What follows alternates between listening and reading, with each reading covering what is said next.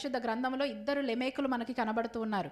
ఒక వ్యక్తి కయ్యీను వంశముల నుంచి వచ్చినటువంటి లెమెకు తను కయ్యీను కోరుకున్న విధంగానే, కయ్యీను ఏ విధంగా హింసని కోరుకొని తమ్ముని చంపేసేసి గర్వాంధుడిగా జీవించాడో అలాంటి లైఫ్ స్టైల్నే ఇతను కోరుకున్నాడు.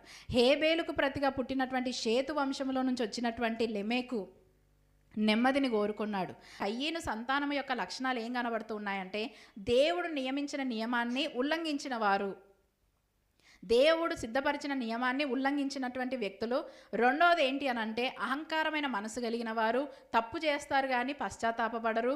ఒకవేళ తప్పు అని తెలిసినా సరే ఆ తప్పును వారు ఎత్తిపట్టి గర్వంగా మేము ఇది చేశాము, మాకు మీరు అందరూ భయపడండి, మనుషులను భయపెట్టి మనుషులందరినీ వాళ్ళ కాళ్ళ కిందకు తీసుకొచ్చేటువంటి అధికారాన్ని వీరు కోరుకుంటున్నారు. కానీ మరి మన పై అధికారి ఒకడు ఉన్నాడు, మనల్ని కలుగజేసినటువంటి దేవుడు, అతనికి ఒక రోజున మనం లెక్క అప్పజెప్పాలి అన్నటువంటి భయభక్తులు లేని విచ్చలవిడి జీవితాన్ని జీవించినటువంటి వ్యక్తులుగా ఈ కయ్యీను సంతానం వారు మనకి ఇక్కడ కనబడుతూ ఉన్నారు. అందుకే దేవుడు కూడా చూసి మరి భూమి మీద బలాత్కారం విస్తరించిన దానిని బట్టి జలప్రలయం చేత వీరందరినీ కూడా అంతమొందించినటువంటి క్రమము మనము చూస్తూ ఉన్నాం.